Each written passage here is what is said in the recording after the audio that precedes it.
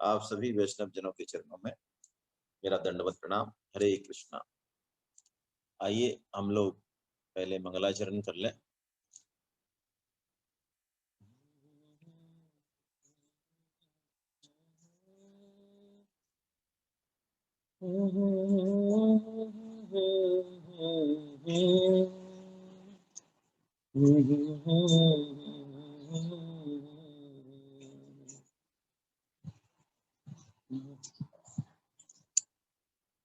नीलाम्बुज श्यामल कोमलांगम सीता समारोपित वाम भागम पाणो महासायक चारु चापम नमामि रामं रघुवंशनाथम् मूकं करोति वाचालं पङ्गुं लङ्घयते गिरिं यत्कृपादतमहं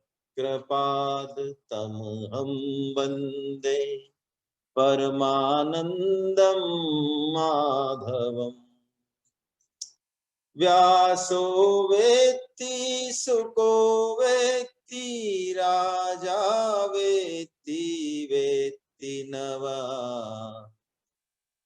श्रीधर सकलं वेत्ति श्रीनरसिंह प्रसादता निरपेक्षं मुनिं शान्तं निर्वैरं समदर्शनम् अनुव्रजाम्यहं नित्यं भूये येत्यङ्घ्रिरेणुभिः वाग्गद न किञ्चित् साधवो धीरा भक्ता हि एकान्तिनो मम वाञ्छन्त्यपि मया दत्तं कैवल्यं पुनर्भवम् वाग्गदगदाद्रवते यस्य चित्तं रुदत्य भीक्ष्णं हसति क्वचिच्चै विलज्य उद्गायति नत्यते च मद्भक्तियुक्तो भुवनं पुनाति नायं जनोमि सुख दुःख हेतुर्न देवतात्मा ग्रह कर्म कालः मनय परम कारण मामनति संसार चक्रम परिवर्तयेदय बड़े भाग मानुष तन पावा सुर दुर्लभ सब ग्रंथ ही गावा साधन धाम मोक्ष कर द्वारा पाई न जही परलोक सवारा अहि तन कर फल विषय न भाई स्वर्ग स्वल्प अंत दुखदाई नरतन पाय विषय मन देही पलटि सुधाते सठ विसने जो न तरई भव सागर नर समाज अस पाय सो कृत निंदक मंद मति आत्माहन गति जा बारी मथे घृत होय बरु सिकता ते बरुते बिनु हरि भजन न भव तरिए यह सिद्धांत अपे नाथ एक वर मांगहु राम कृपा करि देहु जन्म जन्म प्रभु पद कमल कबहु घटहूँ जनने हूँ। बोलो बाके बिहारी लाल की जय। कल भगवान श्री कृष्ण भिक्षु गीता का प्रकरण लिया। हम श्रीमद् भागवतम के 11वें स्कंद का आज 24वां अध्याय लेंगे।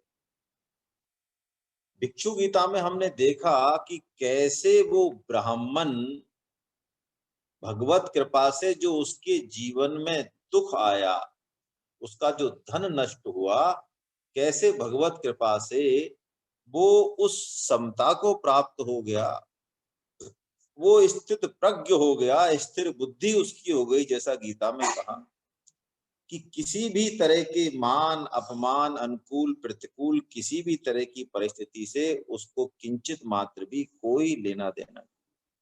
उसके समझ में ये बात आ गई कि शरीर अलग है और शरीर के अंदर रहने वाला जो शरीरी है वो अलग है। अब ये बात पूछी उद्धव जी ने कि भगवान, मान अपमान जो होता है वो सहना बहुत मुश्किल है, बहुत मुश्किल है। बड़े से बड़े ज्ञानी ध्यानी भी अपमान होते ही शरीर का और खुद का अपमान होते ही उनकी समता जो है वो डिस्टर्ब हो जाती है। तो भगवान ने भिक्षु गीता बनाई, सुनाई पहले तो, और अब भगवान उस तत्व को जानने के लिए पुनः ये बात कह रहे हैं कि अपमान या मान का फर्क कब नहीं पड़ेगा, जब शरीर और शरीरी के बीच में जो ग्रंथि है, जो तादात्म्य है, वो नहीं रहेगा, तब नहीं फर्क पड़ेगा। जब तक हम शरीर को मैं और मेरा मान के चल रहे हैं, तब तक तो मान अपमान का फर्क पड़ेगा।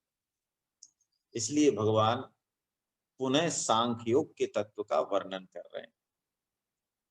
देखिए, सांख्य हमने पढ़ा कि 24 तत्वों का वर्णन करता है, जिसमें से मुख्यतः 2 ही तत्व है, पुरुष और प्रकृति, बाकी तो सब प्रकृति का ही राज्य है। सांख्य तत्व में जाने से पहले थोड़ा सा हम इस चीज को समझें, कम से कम जो नए साधक हैं, जो उन्होंने भगवत गीता का भी श्रवण अच्छे से नहीं किया है। शरीर और शरीरी या शरीर और आत्मा, ये जो 2 तत्व हैं, कई बार हम ऐसा सोचते हैं कि भाई ये आत्मा वात्मा का चक्कर क्या है, ये आत्मा ना तो हमें दिखाई देती है, हमारा तो शरीर से ही काम चल रहा है, मन बुद्धि अनुभव में आ रहे हैं बस, बाकी ये क्या आत्मा आत्मा का चक्कर लगा रखा है फालतू। तो देखिए, यदि कोई समस्त ऊर्जा के स्रोत, समस्त चेतना के स्रोत उस आत्मा या परमात्मा को नहीं जाने और पूरा दिमाग, पूरी मेहनत इस शरीर के पोषण में ही लगाए, वो लगभग ऐसा ही मूर्ख है जो कि कोट पैंट तो चाहिए उसको रेमंड्स के या किसी तगड़े ब्रांड के, बहुत बढ़िया ब्रांड चाहिए उसको, बढ़िया चाहिए। देखो कोट पैंट तो भाई साहब शरीर जाए कुएं में, शरीर को कोई खिलाने से पिलाने से उससे कोई मतलब नहीं, ऊपर का कोट पैंट टॉप चाहिए बस। तो ये इसी तरह से है कि हम शरीर को तो पूरा ध्यान दें, लेकिन शरीर के अंदर जो शरीरी है, जो आत्मा है, उसकी क्या खुराक है, उस पर हम बिल्कुल भी ध्यान नहीं दें। पहली बात। दूसरी बात, हम यदि ये देखें कि ये शरीर कितना विलक्षण है, तो हम दंग रह जाएंगे।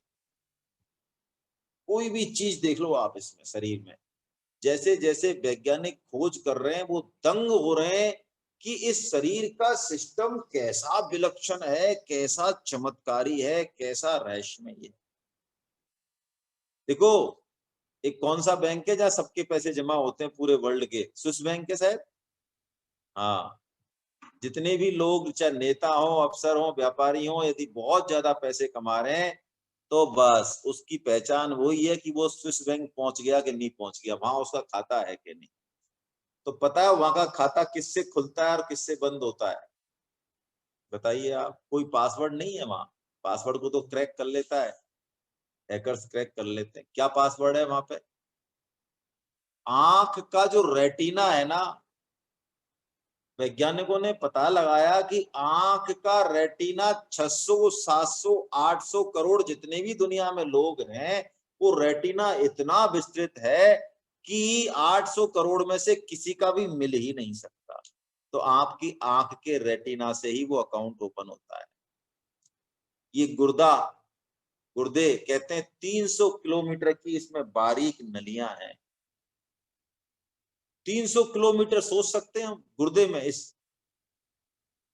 एक एक कोशिका जो हमारे शरीर के अंदर है, ऐसा वैज्ञानिक बताते हैं, सिर्फ एक कोशिका, अरबों कोशिकाएं, एक कोशिका में जो क्रियाएं चलती हैं, बनना संवरना, ये टूटना फूटना और भी जो क्रियाएं चलती, पूरी फैक्ट्री है वो एक कोशिका मात्र। उसमें जितनी क्रियाएं चलती हैं उतनी तो भाभा एटॉमिक रिसर्च सेंटर जो है ना इंडिया में, उसमें भी इतनी क्रियाएं नहीं चलती।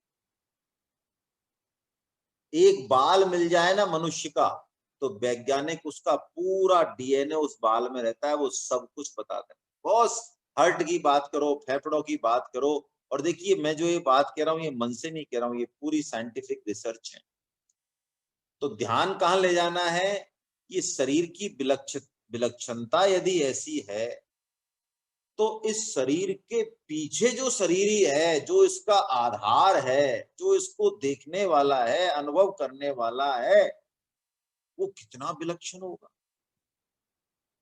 वो कितना विलक्षण होगा। क्योंकि दृश्य का जो आधार है वो अदृश्य है, विनाशी का आधार अविनाशी ही है।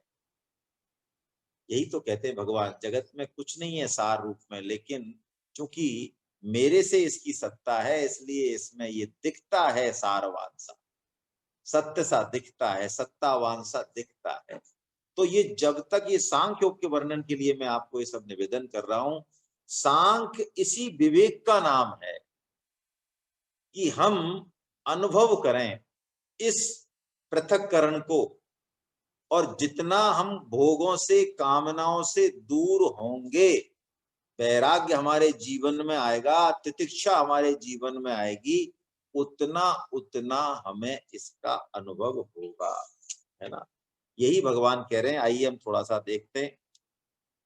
वो कह रहे हैं, प्यारे उद्धव, मैं तुम्हें अब सांख्य शास्त्र का निश्चय सुनाता हूं, क्योंकि इस ज्ञान से, इस सांख्य से बड़े बड़े ऋषि मुनि तत्काल तत्काल भ्रम का त्याग कर देते हैं। बाकी में तो टाइम लगता है, लेकिन भगवान कहते हैं ज्ञान के समान पवित्रकारी नहीं, ज्ञान सदृश्यम पवित्रमी विद्यते। गीता में कहते हैं भगवान ऐसे। वो कहते हैं कि वास्तव में तत्व तो एक ही है उद्धव, इसमें तो कोई संदेह नहीं, लेकिन वो तत्व ऐसा है, निरपेक्ष है, अद्वितीय है कि मन वाणी की गति उसमें है नहीं।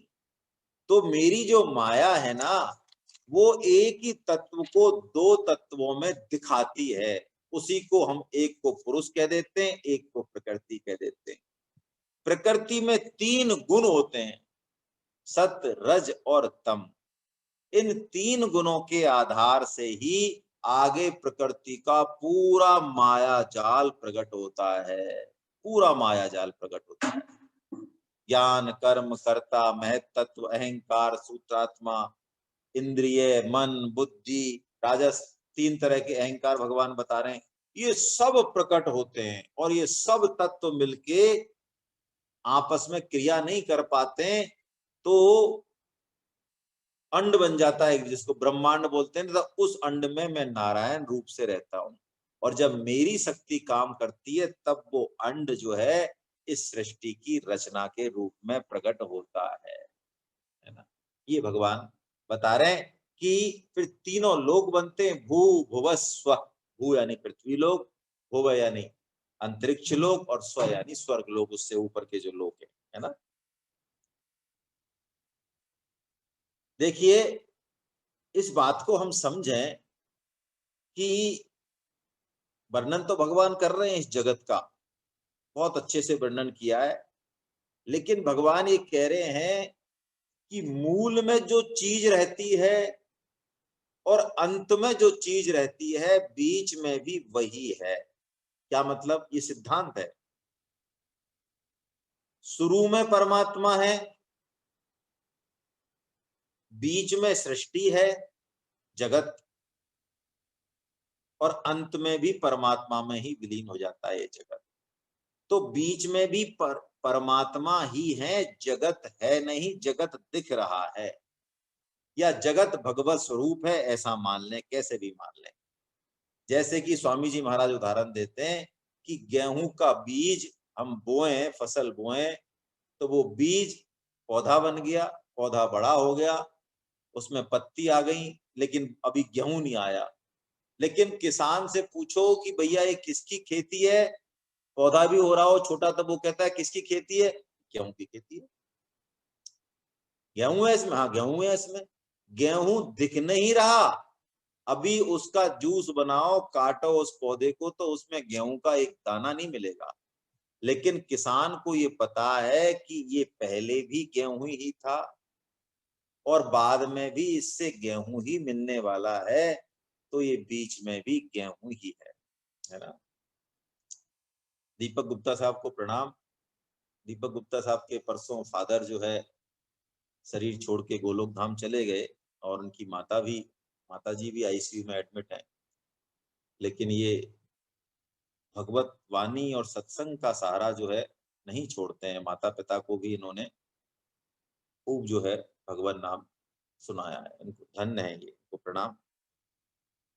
तो बीच में भी वो गेहूं ही है। जैसे कि यहाँ भगवान कह रहे हैं, सांख्य योग को समझने के लिए हम एक उदाहरण और लें कि सोना है तत्व रूप से, बीच में कुंडल बना, अंगूठी बनी, हार बना, गल गए, फिर सोना हो गया। तो वास्तव में वो आकृति जो है कुंडल की, हार की, वो है आकृति, लेकिन वो उसका कोई अस्तित्व नहीं है। अस्तित्व तो सोने का ही है। ये बात भगवान समझा रहे हैं कि इस समस्त प्रपंच का, जितना भी ये प्रपंच है, जो ये सृष्टि को प्रपंच कह रहे हैं भगवान, इसका निमित्त कारण तो मैं ही हूं, मेरा ही आधार है ये, और उपादान कारण इसकी प्रकृति है। सांख्य योग पता नहीं चलते ही और लोगों की उबासी चालू हो जाती है। भाई क्या करें। मैं जबकि इतना सरल भाषा में समझाने की कोशिश करता हूँ, या तो ये कि बैकअप नहीं है पीछे बिल्कुल, या तो मुझे लगता है सत्संग में भी कुछ खट्टा मीठा और कुछ चटपटा सुनने की आपकी आदत बनती जा रही है। तत्व में जाने की आपकी इच्छा नहीं है। ना तो आप, मुझे लगता है, भगवान नाम जप करते हैं, ना भगवत गीता पढ़ना पसंद करते हैं। मुझे लगता है बस खींच के 1 घंटे यहाँ आ जाते हैं, कुछ मिल जाए अच्छा, मन खुश हो जाए तो ठीक रहे। यदि ऐसा भाव है तो ये ज्यादा अच्छा भाव नहीं है। बुरा तो नहीं है, लेकिन अच्छा भाव नहीं है ये। किसी भी चीज को गहराई से समझने के लिए उसका बैकअप देना बहुत जरूरी है ना। जब तक खुद से हम नहीं पढ़ेंगे भगवत गीता को, शास्त्रों को, सत्संग को, भगवान नाम जप नहीं करेंगे, प्रचार नहीं करेंगे, हमें बातें ऐसे लगेंगी उड़ती हुई सी। तो कृपया थोड़ा सा इन्वॉल्व हों इसमें, मेरा ऐसा आपसे प्रार्थना है ना। है तो कठिन है, सांख्योग आसान तो नहीं होता है, लेकिन फिर भी सरल और आसान से मतलब नहीं है, ये हमारी महत बुद्धि से मतलब है। स्वामी जी कहते हैं, अभी किसी को कोई कहे कि भाई डॉलर और रुपए का कन्वर्जन कैसे होता है, भैया मुझे नहीं पता। अच्छा, और अमेरिका में रहना पड़े तो सब पता चल जाएगा, फिर वो सब सीख लेगा, है ना। तो जिस दिन भगवान की आवश्यकता हमारे जीवन में हो गई ना, तो हमारी बुद्धि दृढ़ता से लग जाएगी और सब कुछ समझ में आएगा, सरलता से आएगा, है ना। तो शास्त्र में, सत्संग में चटपटा या मनोरंजन कृपया खोजने की कोशिश नहीं करें। आज भागवतम के साधकों को तो मैं ये बात कह सकता हूँ, गीता के साधकों को तो डर लगता है कि वो छोड़ जाएंगे मैदान। बाकी भागवतम के साधक तो छोड़े, कोई समस्या नहीं, है ना। कम से कम ये बात उनको मैं कहना चाहता हूँ। तो भगवान कहते हैं ये जगत जो है ना, ये प्रपंच, जैसे कुम्हार यदि घड़ा बनाता है तो मिट्टी उपादान कारण है और कुम्हार निमित्त कारण है। तो भगवान कह रहे हैं इस सृष्टि को बनाने में उपादान कारण तो प्रकृति है और अधिष्ठान निमित्त कारण सब मैं हूं। मेरे ऊपर ही है ये, है ना।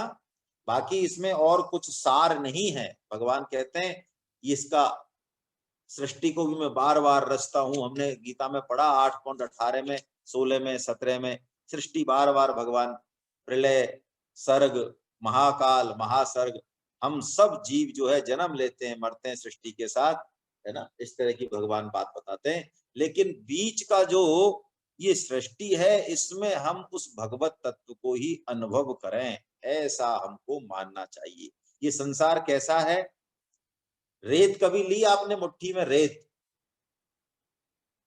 रेत मुट्ठी में लगती भी है कि है, लेकिन धीरे धीरे लगता है कि हाँ, मुट्ठी खाली की खाली रह जाती है। बस ये संसार ऐसा ही है। थोड़ा विवेक की दृष्टि रखें तो। इसके बारे में ये कहा कि गुलशोर बबूला आग हवा, सबकी चढ़ पानी मिट्टी है। हम देख चुके इस दुनिया को, सब धोखे की सी टट्टी है। किसी कवि ने लिखा है। इसका मतलब ये नहीं है कि हम इस जगत में लोगों को बुरा माने, नहीं नहीं नहीं नहीं, उल्टा हो जाएगा। जगत में हमारी जिनके प्रति आसक्ति है, ममता है, उनकी सेवा करें, अपना कर्तव्य पालन करें और बदले में कुछ नहीं चाहें, तब ये जगत ऐसा दिखेगा, तब इसमें जगत में भगवान दिखेंगे।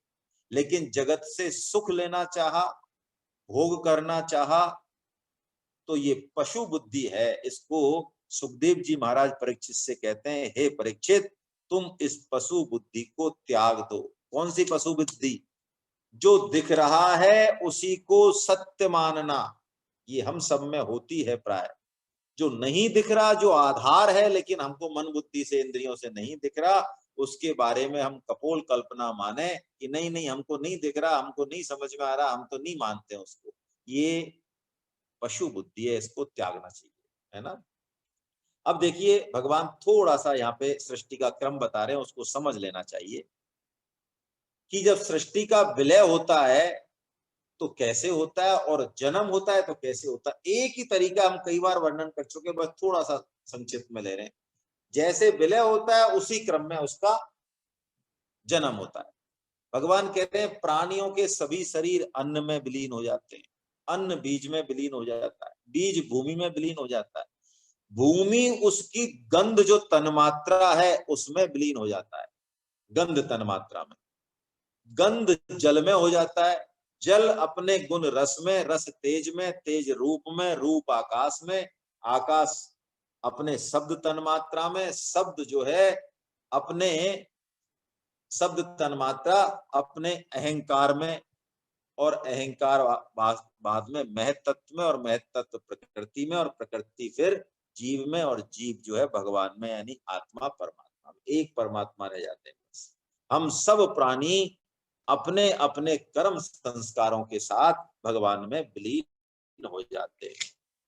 वो कह रहे हैं भगवान, उद्धव जी तुम तो ये ध्यान रखो कि वास्तव में मैं ही मैं हूं, दोनों कार्य भी मैं हूं, कारण भी मैं हूं, और दोनों का साक्षी भी मैं हूं। मैंने तुम्हें सृष्टि से प्रलय और प्रलय से सृष्टि तक की ये सांख्य विधि बतला दी, इससे संदेह की गांठ कट जाती है। अब और आगे भगवान इस सांख्य योग का वर्णन करने के लिए तीनों गुणों का वर्णन कर रहे हैं। देखिए भगवत गीता में भी भगवान का यही क्रम है। अर्जुन 12वें अध्याय में एक प्रश्न पूछते हैं भगवान से, एवं सतत युक्ता त्वाम भक्ता, एवं सतत युक्ता ये भक्ता त्वाम पर्युपासते, ये चाप्यक्षरम अव्यक्तम तेषां के योग वित्तम। हे प्रभु, जो आपके सगुण साकार की उपासना करते हैं और जो आपके निर्गुण निराकार की उपासना करते हैं, उनमें से दोनों में से श्रेष्ठ कौन है? तो भगवान बहुत स्पष्ट जवाब देते हैं अगले श्लोक में, मैया वेश्य मनो ये माम नित्य युक्ता उपासते श्रद्धया परया परयोपेतास्ते में युक्त तमो मता। ऐसा कहते हैं भगवान। यानी सगुण श्रेष्ठ हैं, सर्वश्रेष्ठ सगुण साकार की उपासना करने वाले। लेकिन भगवान ये बात कहते हैं कि निर्गुण निराकार वाले किसी और को प्राप्त होते हो या कनिष्ठ होते हो, तुमसे ऐसा मत मान लेना, वो भी मुझको ही प्राप्त होते हैं। लेकिन निर्गुण की उपासना, क्योंकि हम देहाभिमानी हैं, इसलिए वो उपासना कठिन है। तो उस देहाभिमान को दूर करने के लिए हम मन, शरीर है या नहीं है, क्या है, इसको दूर करने के लिए भगवान सांख्योग कहते हैं 13वां अध्याय, पुरुष और प्रकृति, और फिर गुणत्रय विभाग योग कहते हैं 14वां। इन दोनों अध्यायों को कहने का मतलब यही है कि कैसे भी शरीर और शरीर की जो ग्रंथि है ना, जो देहाभिमान है, वो छूट जाए, वो गुण संग हमारा छूट जाए, क्योंकि यही मुख्य बाधा है। और ये छूट जाए तो ज्ञान चक्षु हमारा खुल जाए, है ना, विवेक चक्षु खुल जाए, जैसे भगवान शंकर का तीसरा नेत्र खुलता है, उसी तरह का है ये। अब देखिए, ये संसार जो है ना, हम समझें इसको थोड़ा सा। वैसे तो गीता में पढ़ा हुआ लगभग वही है, इसलिए मैं बिल्कुल सार रूप में लूंगा इसको। जिन्होंने गीता का 14वां अध्याय पढ़ा हुआ है, उनको यहाँ कुछ और डिटेल है ज्यादा, लेकिन है वही है बिल्कुल। गुण जो है ना, गुण का मतलब है बंधन। समझें इस बात को, थोड़ा सूक्ष्मता से समझें। अच्छा भी बांधने वाला है, ये बात भगवत गीता के अलावा और कहीं समझ में नहीं आई। अच्छा क्यों बांधने वाला है? परोपकार क्यों बांधने वाला है? परोपकार भी बांधने वाला है, किसी की हेल्प करें, अच्छा काम करें, सत्संग करें, ये भी बांधने वाला है। हाँ, ये भी बांधने वाला है। भगवान कहते हैं तत्र सत्वं निर्मलत्वा प्रकाशकमनामयम् सुख संगेन बध्नाति ज्ञान संगेन चानघा। 14वें अध्याय का 6वां श्लोक बोलते हैं भगवान कि यदि सतोगुण में भी आसक्ति है, परोपकार में भी आसक्ति है, कि अरे सरोज मिश्रा जी को कैसे मिल गया मौका, इनका तो बड़ा दुनिया में नाम हो रहा है, हम कोई कम है कि हम भी बहुत अच्छे आदमी हैं, हमको कोई मौका दे तो हम भी बहुत परोपकार कर सकते हैं। इसका मतलब परोपकार में आसक्ति है, चाहे नाम बड़ाई को लेके है, चाहे किसी भी चीज को लेके। ऐसे ऐसे महानुभाव होते हैं जो बहुत अच्छा काम करते हैं समाज के लिए, देश के लिए, 30-30 40-40 साल उनकी संस्था अच्छा काम करती है, लेकिन वो बूढ़े हो जाते हैं, उस संस्था के लिए उस रूप में अनुपयोगी हो जाते हैं, लेकिन वो उस संस्था को छोड़ना नहीं चाहते, उस पर अपना प्रभुत्व नहीं छोड़ना चाहते, किसी योग्य आदमी को वो चार्ज नहीं देना चाहते। वो कहते हैं हम चाहे मर जाएंगे इस संस्था के लिए, लेकिन छोड़ेंगे नहीं। ये परोपकार भी बांधने वाला है। हम इस गुण रूप संसार से तभी अलग हो सकते हैं जब हम गुणों से भी आसक्ति ना करें और दोष से हम द्वेष ना करें, है ना, तब जाके ऐसा होगा। रजो सतो और तम, हम तम से रजो में आए, रजो से सत में आए, आना है सात्विक गुण, क्योंकि भगवान बताते हैं सात्विक गुण क्या है, पढ़ लेते हैं पहले। सात्विक गुण भगवान कहते हैं कैसे पता चले, सम दम तितिक्षा विवेक तप दया स्मृति संतोष त्याग और विषय भोगों के प्रति अनिच्छा श्रद्धा और लज्जा दान विनय और सरलता, ये सतोगुण के लक्षण हैं। रजोगुण के क्या लक्षण है? विषय भोग, घमंड, तृष्णा, ऐंठ अकड़, देवताओं से भी धन की याचना करना, युद्ध आदि के लिए भिड़ना इधर उधर, और नाम बड़ाई के पीछे लगे रहना, ये रजोगुणी है। तामस के क्या गुण है? मिथ्या भाषण करना, प्रमाद, आलस्य, निद्रा, भय, अकर्मण्यता, ये हिंसा, ये तमोगुणी है। लेकिन देखिए, हमको किसी भी गुण से द्वेष नहीं करना है और किसी भी गुण से चिपकना नहीं है। हम इस मूल बात को पकड़ें, इसको ऐसे समझें। भगवान ने एक श्लोक बोला 18:40 गीता में, वहां ये कहा कि कोई भी व्यक्ति इन तीनों गुणों से जीते जी उसके शरीर में, शरीर जब तक है वो रहेगे ही। वो संबंध तो खत्म कर सकता है, 3 गुणों को खत्म नहीं कर सकता, क्योंकि शरीर को चलाने के लिए तीनों गुण बहुत जरूरी है। अच्छा, मैं आपसे कहूं, तमोगुण बहुत बेकार है, हमने गीता पढ़ ली और आपको मान लो 2 दिन नींद नहीं आए, तो क्या हालत हो जाएगी घर वालों की और हमारी। और डॉक्टर ये कहेंगे इसको कैसे भी करके सुलाओ, यदि जिंदा रखना है तो सुलाओ इसको। यानी निद्रा जो तामसी गुण है वो हमारे जीवन के लिए बहुत जरूरी है। देखो, जहर, जहर तो जहर है, सांप का जहर भी जहर है, लेकिन सांप के जहर की जो दवा बनती है ना, एंटी स्नेक वैक्सीन, वो किससे बनती है पता है? किससे बनती है? सांप के जहर से ही बनती है। यदि जहर सदगुरु के हाथ में आ जाए, सदवैद्य के हाथ में आ जाए, तो वो जहर से जहर का इलाज कर देगा, कांटे से कांटा निकाल देगा। यही टेक्निक है यहाँ। हमारे जीवन में सत रज तम तीनों जरूरी हैं। जैसे कि जीवन रूपी गाड़ी को चलाना हो तो मानो सतोगुण तो क्लच है,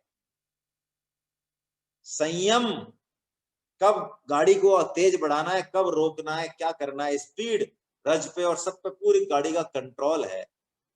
तो क्लच भी बहुत जरूरी है भैया। ज्ञान और प्रकाश ये बताया गीता में, सतोगुण के लक्षण भगवान ने, ये क्लच ही है। रजोगुण एक्सीलेटर है, बहुत जरूरी है। देश का विकास करना है, समाज का विकास करना है, परिवार को पालना है, बिना गति के क्या है, बहुत जरूरी है रजोगुण भी। ऊर्जा उसी से तो है, गति उसी से है, रंजन भी उसी से, रजोगुण कहते भी इसीलिए। तो उसका भी सदुपयोग होना चाहिए। और तमो, निद्रा, वो भी ब्रेक है वो, उसके बिना गाड़ी ठुक जाएगी, कहीं ना कहीं भिड़ जाएगी। वो ब्रेक भी जरूरी है, जड़ता भी जरूरी है, निद्रा भी जरूरी है। तीनों गुणों का सदुपयोग हम करना सीखें, ये यहाँ पे कहा जा रहा है जो बात है असली। देखिए, प्रकृति से तीनों गुण है। प्रकृति भगवान की शक्ति है, माता है। प्रकृति हमारा पालन पोषण कर रही है, उससे भी हमको द्वेष नहीं करना है, पहली बात। दूसरी बात, उसको भोग्या नहीं मानना है। प्रकृति परमात्मा की पत्नी है, हमारी तो माता है। यदि उसको भोग्या मानेंगे ना तो दुर्गति होगी जैसी हो रही है। उसको माता मानेंगे तो प्रकृति माता रूप से हमको जो चाहिएगा वो सब कुछ देगी। लेकिन हमने अंधाधुंध आधुनिक बनके और उसका दोहन किया, तो प्रकृति फिर अपना प्रत्युत्तर अपने तरीके से देगी, है ना। किसी कवि ने बड़े अच्छे से समझाया है कि नारी काहू रंक की अपनी कहे, अपनी कहे न कोई, और हर नारी अपनी कहे तो क्यों न फजीयत होए। ये घर परिवार, पति पत्नी, धन, ये प्रकृति, ये सब शरीर, ये क्या है? ये सब प्रकृति ही है, ये सब भगवान का है। सदुपयोग कर लें, लेकिन भोक्ता नहीं माने, अपने आप को भोग्या रूप में नहीं माने, द्वेष भी नहीं करें। इससे सुखासक्ति करेंगे तो ही बंधन है, और नहीं तो बंधन फिर है ही नहीं, है ही नहीं। और इन्हीं गुणों का ये संसार है। संसार में परमात्मा के अलावा और कुछ सार है ही नहीं। ये पति पत्नी, धन, विद्या, जो भी कुछ दिया है, शरीर, ये सब उसी के लिए दिया है। ये भगवान हमको मौका देते हैं बार बार, सृष्टि की रचना करके बारंबार, शरीर दे के बारंबार, कि कैसे भी हम उस तत्व को समझ जाएं। लेकिन हमको जो चीज दी, बस हम तो उसको कस के, जैसे छोटा बच्चा नहीं होता है, आपने देखा होगा, बिल्कुल छोटा अबोध शिशु, उसका हाथ मुट्ठी ऐसे रहती है, और उसमें कोई भी चीज दे दो, बस एक बार दे दो उसको, फिर वो छोड़ने वाला नहीं है। और उससे छुड़ाओगे भी ना, चाहे भले कुछ ने गलत चीज पकड़ ली हो, छुड़ा भी दें छोटे बच्चे से, तो वो रोने लगेगा, अरे कि क्या मेरे क्यों छुड़ा दिया भैया। हाँ, एक ही डिपार्टमेंट है, लेना ही लेना बस। तो ऐसे ही हमारा भी हाल है। जो भी भगवान ने दिया कल्याण के लिए दिया, परमात्म प्राप्ति के लिए दिया, जो दिया, लेकिन हमको जो दिया हम तो बस उसको छोड़ने वाले नहीं है। पत्नी दी तो, धन दिया तो, पद दिया तो, शरीर दिया तो, जो दिया वो सब बस कुछ नहीं है, सब सपना सा है। ये बड़ी प्यारी बात तुलसीदास जी महाराज कहते हैं, मैं आपके चरणों में पेश करूं तो समझ में आए कि संसार में परमात्मा के अलावा और कुछ है ही नहीं। उसको पकड़ेंगे तो ये संसार भगवत स्वरूप से आनंद में हो जाएगा, और उसको नहीं पकड़ा, संसार को पकड़ना चाहा तो कुछ भी हाथ नहीं आएगा। मैं तो है अब जान्यो संसार, मैं तो है अब जान्यो संसार, बांध न सकहि मोह हरि को बल। तुलसीदास जी कह रहे हैं कि हे माया, हे संसार, तू मुझे नहीं बांध सकता। क्यों? मेरे को परमात्मा का सहारा है, उसका बल है। बांध न सकहि मोह हरि के बल, प्रगट कपट आगार, मैं तो है अब जान्यो संसार। कैसा लगता है संसार? बहुत सुंदर लगता है। क्यों लगता है? सुंदर है नहीं, अंदर आसक्ति है, भोगासक्ति है, उसके कारण लगता है। चश्मा दूसरा पहन रखा है, तो उस चश्मे से जो है वो नहीं दिखता है, कुछ और ही दिखता है। देखत ही कमनीय, कैसा कहते हैं तुलसीदास जी, बहुत कमनीय लगता है। देखत ही कमनीय कछु नाहिन पुनि किए विचार, और जो कदली तरु मध्य निहारत, कबहु न निकसत सार, मैं तो है अब जान्यो संसार। क्या कह रहे हैं? जो हिंदी नहीं समझते मैं थोड़ा समझा रहा हूं। जो कदली तरु मध्य निहारत, केले का देखा पौधा, केले का जो पौधा होता है वो इतना मोटा तना होता है, लेकिन उसके पत्तों को यदि निकालते जाए ना हम, ज्यों कदली तरु मध्य, उसका जो तना है, कबहू न निकसत सार, तो वो पत्ते पत्ते अलग हो जाएंगे, अंत में बीच में कुछ कुछ निकलने वाला नहीं है। ये संसार ऐसा ही है। 50 साल भोग लें, 100 साल भोग लें, अरे करोड़ों जन्म हो गए भोगते भोगते, लेकिन प्यास अभी मिटी नहीं, क्योंकि मिट ही नहीं सकती। यही कह रहे हैं तुलसीदास जी कि तासों करे चातुरी, जो नहीं जाने मरम तुम्हार। हे संसार, हे माया, तुम उसके पीछे पड़ना जो तुम्हारा मरम नहीं जानता है। जिसके हृदय में नंद कुमार नहीं हो, जे ही हृदय न नंद कुमार, उससे तुम चातुरी करना, बाकी मेरे से तुम्हारी चातुरी नहीं चलेगी। तो भगवान यही बात कह रहे हैं, अर्जुन, ये अहम और मम, ये दो बहुत बड़ी बीमारी है। देखिए, हम गीता को भी देखें, भगवान दूसरे अध्याय में सांख्योग का वर्णन करते हैं शुरू से, और अंत में कहां पहुंचाते हैं 2.71 में? निर्ममो निरहंकार से शांतिमधिगच्छति। आहा, दो ही बीमारी है, अहम है या मम है। एक को भी हटा दें दूसरी हट जाएगी। जैसे ये हटेगी, इसको हटाने के लिए तो सांख्य योग है, कर्म योग है और भक्ति योग है, या ध्यान योग है, जितनी भी योग है सब इसी के लिए। स शांति मधिगच्छति, भगवान कह रहे हैं इनके हटते ही शांति आ जाएगी, है ना। अब भगवान कह रहे हैं कि मैं हूं और मेरा है, ये जो सोचना है, ये तीनों गुणों का मिश्रण है, सात्विक का भी, राजसिक का भी। इसलिए क्या करे सकाम मनुष्य, वो अपने जो भी कर्तव्य कर्म है उनका निष्काम भाव से, नित्य नैमित्तिक कर्मों से मेरा पालन करे, है ना, मेरा पूजन करे और अपने कर्तव्य ड्यूटी को पूरा करे, लेकिन निष्काम भाव से करे, है ना। किसी चीज में भी किसी को भी अच्छा बुरा नहीं माने, किसी को भी अच्छा बुरा नहीं माने। हाँ, व्यवहार के लिए अच्छा बुरा होगा, रेस्पॉन्स भी उसी तरह से होगा, लेकिन हृदय में कुछ भी अच्छा बुरा नहीं होता। जैसे राजनीति में नहीं होता है, आज का दुश्मन कल का दोस्त और कल का दुश्मन आज का दोस्त, ऐसे ये गुण व्यवस्था है। ये सब सत रज तम गुण और दोष, ये सब माया का खेला है। जो इससे अटैचमेंट नहीं करता वो इसके पार देख सकता है, और नहीं तो वो नहीं देख पाएगा। भगवान कह रहे सतोगुण जब होता है हमारे अंदर, तो सतोगुण में हमारे अंदर ज्ञान और प्रकाश प्रकट होता है। रजोगुण के समय हम दुख, कर्म, यश और लक्ष्मी से संपन्न होते हैं। तमोगुण में अज्ञान, मोह, हमारा आलस्य और मूढ़ता हमारा स्वभाव होता है। ये भगवान ने सतो और रजो और तमो के, हमने गीता में अच्छे से पढ़े हुए हैं, मैं रिपीट नहीं कर रहा हूं। बस हम इस बात को समझें, मूल बात को, कि गुण और दोष, जिसने हमारा उपकार किया उसका आदर करें, लेकिन उससे चिपके नहीं, चिपके नहीं। बुरे आदमी का संग नहीं करें, लेकिन उससे द्वेष नहीं करें। क्योंकि तुलसीदास जी कहते हैं, सुनहु तात माया कृत गुण और दोष अनेक। ये गुण और दोष सब माया जनित हैं, और असली गुण ये है, गुण ये उभय ही न देखें, देखिए सो अविवेक।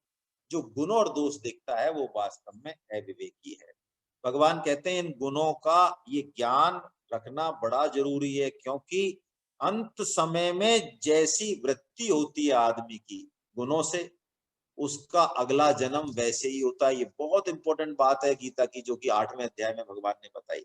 और इसको हम समझें कि अंत समय जैसी मति होती है ना, अगली गति वैसी ही होती है। फल तो कर्म के अनुसार मिलेंगे, लेकिन योनि अंत मति के अनुसार मिलेगी। यदि अंतिम समय में कुत्ते का चिंतन चल रहा है, जो कि सबसे प्रिय है हमें, तो अगला जन्म कुत्ता ही होगा, इसमें कहीं संशय नहीं है। यदि धन में आसक्ति है, तो अगले जन्म में हम सांप, छिपकली या कुछ इस तरह की अधोगति बनने वाले हैं, इसमें कहीं कोई संशय नहीं। देखिए, अंतमति जो होती है ना, वो गुणों से ही होती है। गुणों से ही प्रकृति बनती है, गुणों से ही स्वभाव है, स्वभाव से ही वृत्ति है, वृत्ति के अनुसार ही हमारा चिंतन है। और जैसा हम आहार करते हैं, चिंतन करते हैं, संग करते हैं, वैसे ही हमारे गुण, स्वभाव और वृत्ति बनती है। इसलिए अपने खान पान का, अपने संग का, जो कुछ इंद्रियों से ग्रहण कर रहे हैं, क्या देख रहे हैं, क्या सुन रहे हैं, किनका संग कर रहे हैं, इस पर बहुत बहुत ध्यान रखना चाहिए। एकादशी का उपवास करते हैं ना, चित्त शुद्धि के लिए करते हैं। लेकिन अब ऐसा समय आ गया है कि एकादशी के दिन बाकी तो उपवास करें, अन्न नहीं खाएं, लेकिन उस दिन व्हाट्सएप और फेसबुक का भी उपवास करना जरूरी है, वरना वो एकादशी अधूरी होगी। क्यों? आहार तो नहीं दिया, बिल्कुल ठीक है, बादाम का हलवा खा लिया, कुट्टू का आटा खा लिया, 50 तरीके से आहार तो पहुंचा दिया। चलिए आहार भी खा लिया, उससे भी ज्यादा समस्या नहीं है। आहार यानी इंद्रियों से भी सूक्ष्म है मन और बुद्धि, वो कहाँ रहे दिन भर। उपवास उसका है असली, सिर्फ खाने खाने की बात करना। ये 16 आना में से एक आना है बस। तो एक आना में से तो चलो ले लिए, एक में से एक नंबर ले लिया, और 15 आना में से क्या लिया? 0। तो उस दिन हम भगवान नाम जप ही करें, सत चर्चा ही करें, व्हाट्सएप फेसबुक को प्रणाम करें, उसको कहीं आलमारी में रख के ढोक लगाएं उनको, है ना, कि अब कल बात करेंगे आपसे, आज तो आप कृपा ही करो हमारे ऊपर, है ना। और बहुत जरूरी हो तो मुश्किल से घड़ी लेके 1 मिनट 2 मिनट कर लें कुछ, तब ही ये होगा, तब ही अंतिम चिंतन हमारा ठीक होगा। नहीं तो भगवान बहुत स्पष्ट कह रहे हैं, रजोगुण होगा मनुष्य लोक मिलेगा, तमोगुण होगा अधो योनि होगी। इस तरह से हमारी दुर्गति हो जाएगी अपने, और अंत समय कब आने वाला कोई पता नहीं, है ना। अब देखिए भगवान एक बात और बता रहे हैं इसमें लास्ट, गुण साम्राज्य इतना बड़ा है, ये गुणों का खेला आप ये मत समझना ये गुण जो है ना ये हर चीज को प्रभावित करते हैं। ज्ञान भी भगवान 3 तरह के बताते हैं गीता में, आप पढ़ लीजिएगा 18.20 से 22। ज्ञान भी 3 तरह का है, तामस ज्ञान है, राजस ज्ञान है और सात्विक ज्ञान है। श्रद्धा भी 3 तरह की है। हम सोचा रहे बहुत श्रद्धावान है हम तो, ना ना ना ना ना ना, उस श्रद्धा को देखना बहुत जरूरी है। वो श्रद्धा है कैसी, तामसी श्रद्धा है या राजसी श्रद्धा है, नहीं होनी चाहिए वो। भगवान देखिए 14वें अध्याय में गुणों का वर्णन करने के बाद आगे तक जो भी वर्णन करते हैं वो तीनों गुणों के आधार पे करते हैं।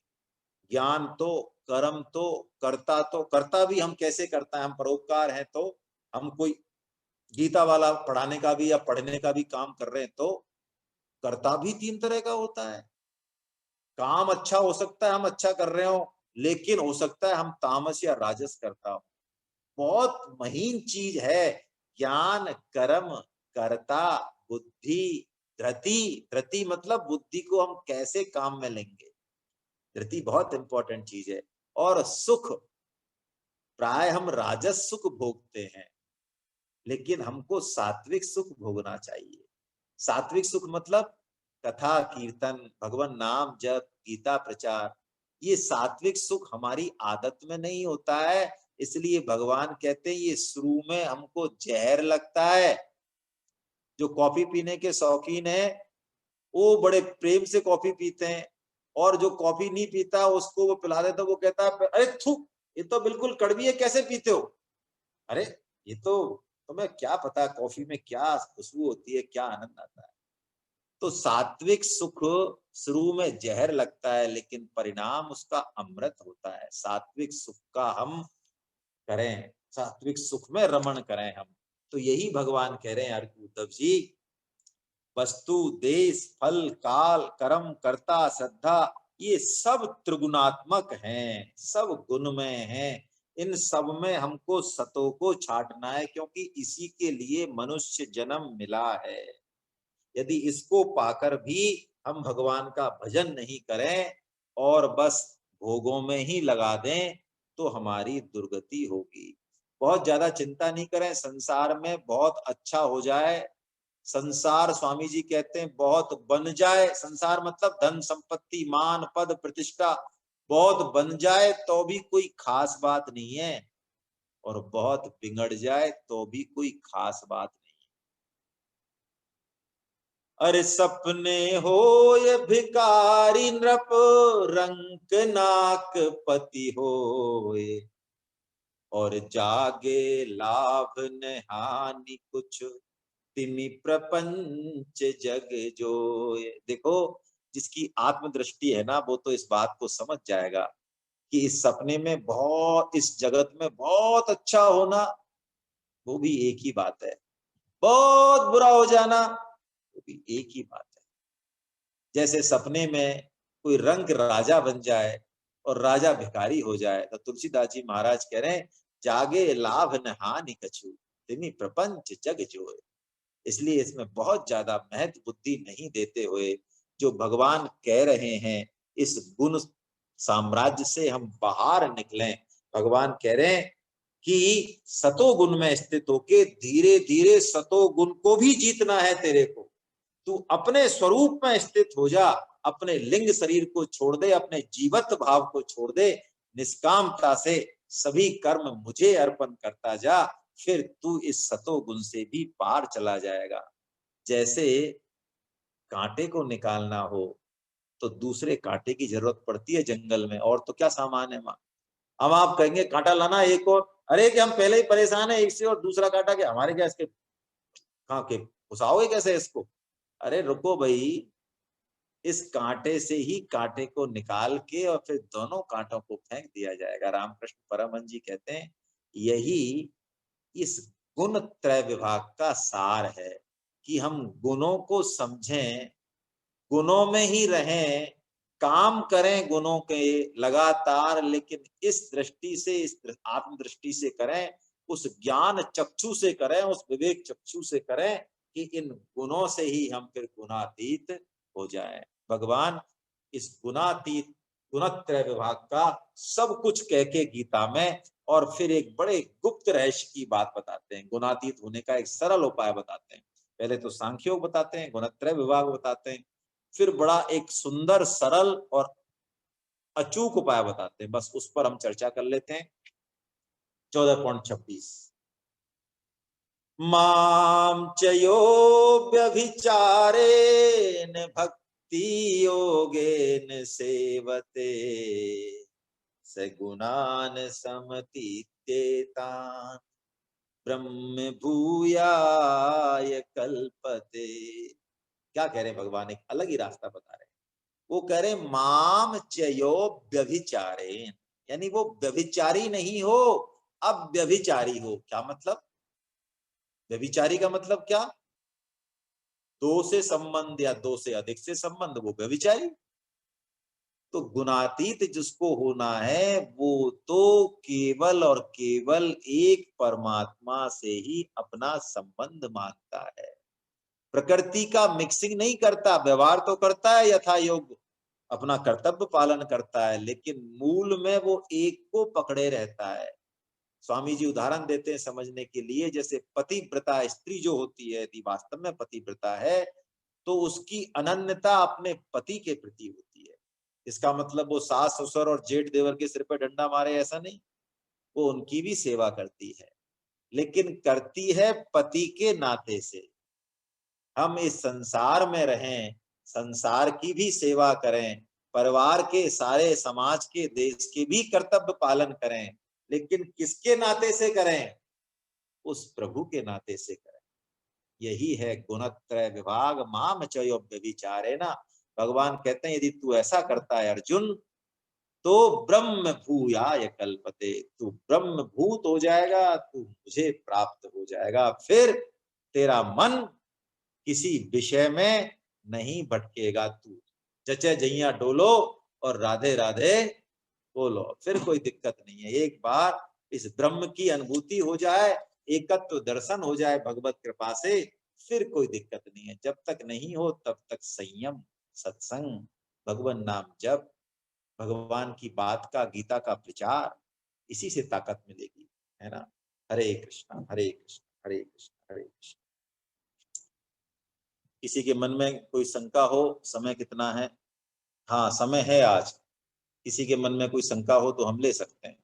थोड़ा जल्दी आप हैंड रेज कर दिया करें, कल शायद कुछ लोगों ने हैंड रेज किए थे लेकिन तब।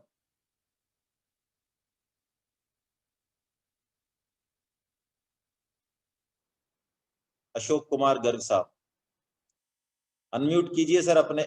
एक सेकंड, एक सेकंड, दोबारा कीजिए सर, गलती हो गई मेरे से, मैं अनम्यूट नहीं कर पाया अभी। एक सेकंड, दोबारा जरा कीजिएगा सर, हैंड रेज कीजिएगा दोबारा।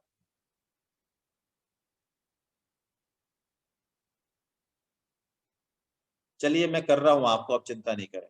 अब अनम्यूट कीजिए अपने आप को, गर्ग साहब। हाँ भाई साहब।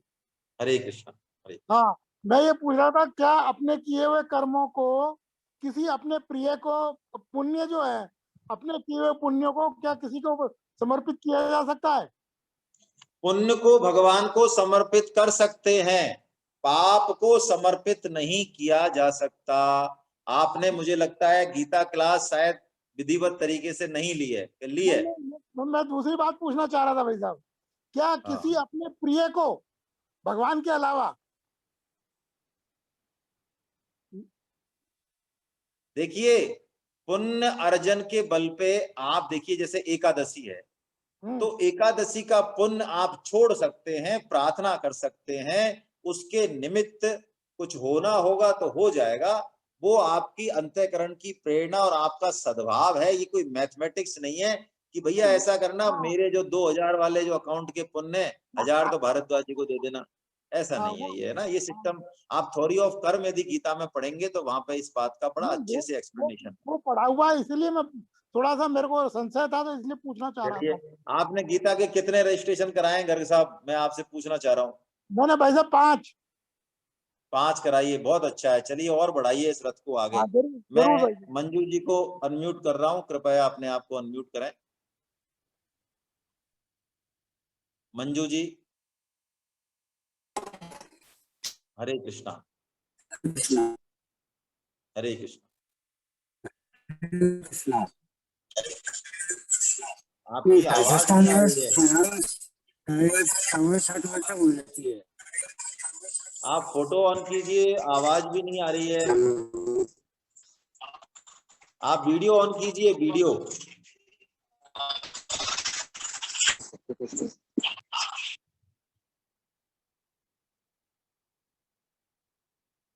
डिस्टर्ब है, आपकी आवाज में डिस्टर्ब है, वहां से डिस्टर्ब है। मैं महावीर बंसल साहब को अनम्यूट कर रहा हूँ, वो तो अनम्यूट है ही पहले से ही, को होस्ट है वो तो। जी सर। हरे कृष्णा सर। हरे कृष्णा। सर एक जिज्ञासा थी कि जैसे आपने बताया कि तीनों गुण ही जीवन को चलाने के लिए जरूरी है, तो ये बात आज पहली बार मतलब सुनी तो हुई थी लेकिन समझ में आई अभी। तो उसमें जो सत्वगुण, रजोगुण, तमोगुण, तो इसका सर आपने एक एग्जांपल दिया था कि रजोगुण एक्सीलेटर है, और वो क्या है सर, वो दोबारा थोड़ा सा बताएं सर थोड़ा। देखिए, अब आपको मान लो परमार्थ के लिए भी कोई कार्य करना है इस शरीर से, तो रजो नहीं होगा तो कैसे कर पाएंगे। भगवान ये बात कहते हैं, 2 श्लोकों को आप धारण कीजिएगा। 18.40 में भगवान ये घोषणा करते हैं कि ऐसा तीनों लोकों में कोई भी नहीं है जिसमें ये तीनों गुण नहीं, यानी इनसे परे तो केवल एक मैं हूं। तो गुणातीत व्यक्ति में भी तीनों गुण होते हैं, उसका संबंध टूट जाता है उनसे। यदि आप 14.22 देखें, जब अर्जुन ये प्रश्न करते हैं भगवान से 14.21 में कि प्रभु ये गुणातीत व्यक्ति कैसा होता है, उसके लक्षण कैसे होते हैं, जरा बताइए। तो भगवान कह रहे हैं, देखिए क्या बात कह रहे हैं आप समझिए। प्रकाशंच प्रवृत्तिंच मोहमेव च पांडवा न द्वेष्टि न संप्रवृत्तानि न निवृत्तानि कांक्षति। यानी उसमें ये तीनों गुण आ जाए, सतोगुण कूट कूट के आ जाए, तो भी वो उससे आसक्ति नहीं करता। और उसमें तमोगुण भी एक बार आ जाए, मान लो मोह आ जाए किसी वजह से, या रजोगुण आ जाए, तो उससे वो द्वेष नहीं करता, क्योंकि वो जानता है ये मेरे में तो है ही नहीं, ये तो ये शरीर में है। तो शरीर प्रारब्ध के अनुसार चलता है। तो तीनों गुणों का सदुपयोग करना बहुत आवश्यक है, यही बात यहाँ बताई है। उमा शंकर गुप्ता जी को मैं अनम्यूट कर रहा हूँ, कृपया अपने आप को अनम्यूट करें। हरे कृष्णा। हरे कृष्णा सर। हरे कृष्णा। ये राजस्थान में 7:15 शाम होती है। सर आप हेलो। वीडियो तो करें प्लीज। राजस्थान शाम को 7:15 शाम होती है। उमा शंकर जी वीडियोस तो ऑन करें आप, वीडियो फोटो। सर आवाज भी नहीं आ रही आपकी। हरे कृष्णा। हरे कृष्णा। वीडियो ऑन है, फोटो ऑन है, दोनों तो ऑन है। राजस्थान में शाम को 7:15 शाम होती है, जी और उड़ीसा में 1 घंटा पहले हो जाती है 6:15 बजे। जी। तो इसमें बहुत लड़की लोग देख नहीं पाते हैं, शाम का टाइम रहता है पूजा के लिए, बहुत जने देख नहीं पाते हैं। अच्छा 1 घंटा गैप रहता है, 1 घंटा का गैप रहता है शाम होने का। यहाँ 6:15 शाम हो जाती है, राजस्थान में शायद 7:15 बजे होती है। हाँ हाँ हाँ हाँ। तो उसको सर या तो 5 बजे का टाइम करिए या फिर मतलब 8 बजे का करिए। 7 बजे सबका सुविधा हो जिससे देख कर करेंगे। हाँ देखता हूँ, मैं देखता हूँ, जी इसको जी आधा घंटे कम कर सकता हूँ बस, इससे ज्यादा 5:30 तो कर दो नहीं सर, कर पाऊंगा।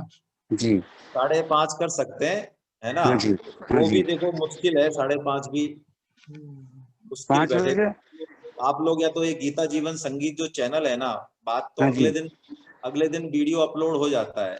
हाँ आज जी का हाँ जी वीडियो कल अपलोड हो जाएगा। जो जी लोग जी नहीं देख पाते हैं वो कम से कम यूट्यूब से देख लें, उसको सब्सक्राइब कर लें यूट्यूब को, हाँ जी और गीता भी सुन लें उसमें, तो वो हाँ जी आराम से अच्छे से समझ में आएगा। गीता जरूर सुने। गीता के जो 18 अध्याय हैं वो गीता माला के नाम से, मैं अब पर्सनल नहीं पूछता हूँ, मुझे थोड़ा संकोच होता है। नहीं तो जो लोग भी यहाँ सुन रहे हैं, श्रवण कर रहे हैं भागवतम, मेरा हाथ जोड़ के निवेदन है, वो कम से कम 1-1 घंटा 1-1 अध्याय को तो दे दें गीता के। यदि आप वो भी नहीं सुनना चाहते और फिर बातें आपके सिर के ऊपर से जाएंगी तो वो तो जानी ही है, फिर थोड़ा आनंद बढ़ेगा, आपका अटैचमेंट बढ़ेगा, आनंद आएगा सत्संग में, है ना। जरूर सुनिएगा। और मैं कोशिश करता हूँ, पूछता हूँ लोगों से सर यदि मैं कर अपना सकता एक्सपीरियंस हूँ। शेयर करूं सर? हाँ मैं सुनता हूँ सर, जब जरूरत पड़ती है मेरे को, जो भी अध्याय जरूरत पड़ती है पूरा अध्याय सुनता हूँ मैं सर। बहुत ही सर प्रेरणादायी, बहुत बढ़िया उसमें है कंटेंट्स, तो सभी के लिए बहुत लाभ होगा सुनेंगे तो। अब देखो, ये तो अब मैं आपको क्या बताऊं, बाकी लोगों से मैं निवेदन कर रहा हूं, मुझे अच्छा नहीं लगता कहना, ये महावीर बंसल साहब हैं, ये 5 साल से भगवत गीता पढ़ा रहे हैं, कम से कम 15 से ज्यादा सेमिनार इन्होंने राजस्थान के बाहर के शहरों में करा दी, सक्सेसफुल। कई सारी क्लासेज गीता की लेते हैं, और गीता में जितना प्रचार महावीर बंसल साहब ने किया है पिछले 5 साल में, हम में से जितने भी लोग हैं, मैं कोई बड़ी बात नहीं कर रहा हूँ, झूठ भी नहीं बोल रहा हूँ, किसी ने भी नहीं किया। तो ये 5 साल से गीता पढ़ने के बाद भी यदि गीता सुन के उनको अच्छा लगता है तो आपको भी लगेगा, है ना। जरूर सुनिएगा। चलिए, बहुत प्रणाम आपको।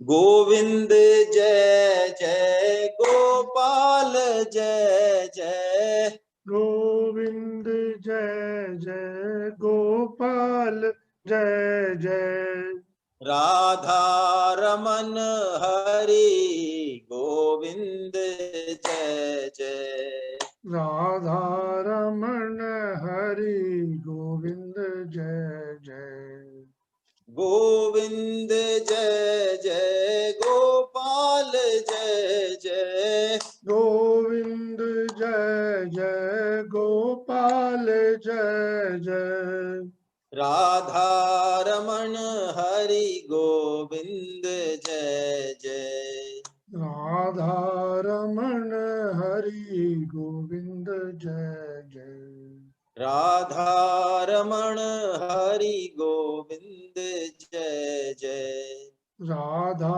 रमण हरि गोविंद जय जय, नाम संकीर्तनम यस्य नाम संकीर्तनम यश सर्व पाप प्रणाशनम, सर्व पाप प्रणाशनम, प्रणामो दुःख शमनस्तं नमामि हरिं परम।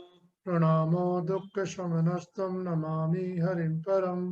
बोलो वृंदावन बिहारी लाल लाल की की जय, जय, बोलो बांके बिहारी लाल की की जय, जय, बोलो राधा गोविंद देव सरकार की जय। जय अर्जुन के सखा भगवान श्री कृष्ण की, जय, मीरा के गिरधर नागर की, जय सूर के घनश्याम की, जय, बृषभानुसुता राधा रानी की, जय मर्यादा पुरुषोत्तम भगवान श्री राम की, जय, जानकी माता की, जय गौ माता की, जय, धरती माता की, जय साधक संजीवनी की, जय, श्रीमद् भागवत महापुराण की, जय चूड़ामणि श्री श्री सुखदेव जी महाराज की, जय, सब संतों की, सब जय भक्तों की, जय, अनंत कोटि वैष्णव वृंद की, आज जय, के आनंद की। हरि बोल, हरि हरि बोल। बोल, हरि बोल।